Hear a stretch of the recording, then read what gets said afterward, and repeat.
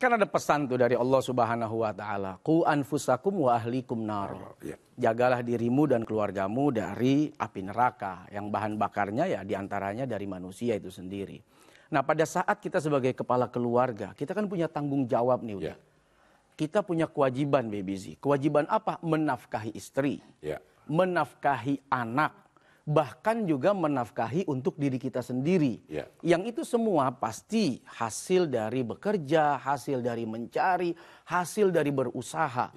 Maka muncul kekhawatiran, apakah saya mampu menyekolahkan anak, saya menafkahi istri, atau saya membelanjakan keluarga.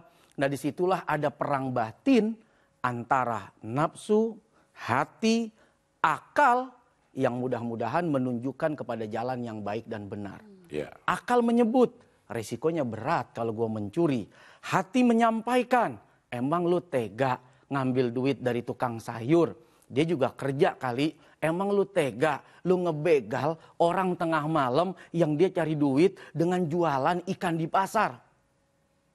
Kemudian iman memberikan jawaban. Awas, di dunia mungkin kamu dapatkan apa yang kamu impikan, tapi di akhirat ada tanggung jawab yang harus kamu sampaikan di hadapan Tuhan. Nah, 3 instrumen ini sudah diberikan oleh Allah untuk apa? Untuk membuat kita terlepas dari kegundahan tadi, kegalauan tadi. Sehingga kita tepat mencari apa yang layak dan pantas untuk kita dan keluarga udah. Baby ada yang mau ditanyain? Ada sih, Baby mau nanya nih. Ya, silakan. Aku ada teman, karena kan dia punya suami tuh ngasih uang banyak banget ke dia. Tapi dia nih benar bingung. Harusnya kan senang ya sebagai dikasih uang banyak. Tapi dia jadi bingung kok, bilang mempertanyakan, ini kok uangnya banyak banget. Dari mana sih? Terus apakah dia nanya halal dan haram itu baik ke suaminya atau membuat suaminya akan tersinggung gitu, Ustaz? Kita tuh tahu karakter suami kita. Bahkan kadang sebelum menikah kita sering bertanya, emang kamu sudah mampu? Kamu kerja apa? Berapa sih gaji kamu? Berapa sih penghasilan kamu? Boleh.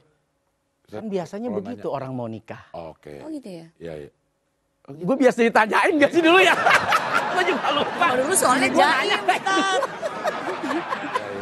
Karena gini, kan yang khawatir bukan cuma laki-laki, perempuan juga khawatir dong. Ketika dipinang, ketika dilamar, ketika mau dinikahi, tentu dia bertanya, mampu nggak sih dia jadi imam?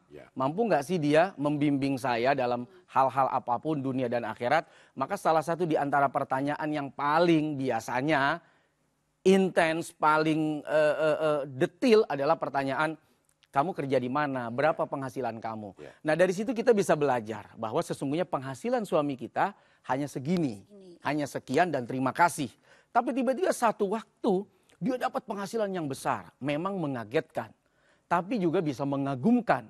Bisa saja kalau mau husnuzon, mungkin dia ada bisnis.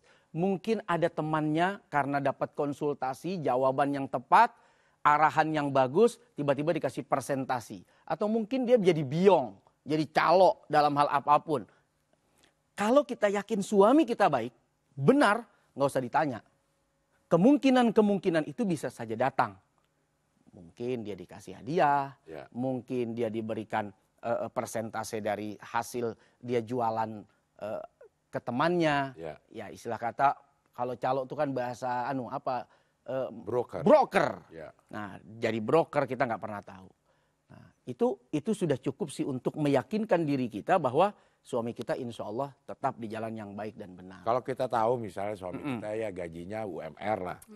Kita tahu berapa. Tapi jumlahnya. Tiba-tiba bawa duit 50 juta. Nah, sebagai istri, apa yang harus dilakukan? Kalau saya sebagai istri, saya tahu suami saya baik, saya nggak mau nanya. Karena kadang pertanyaan itu membuat kita menyesal.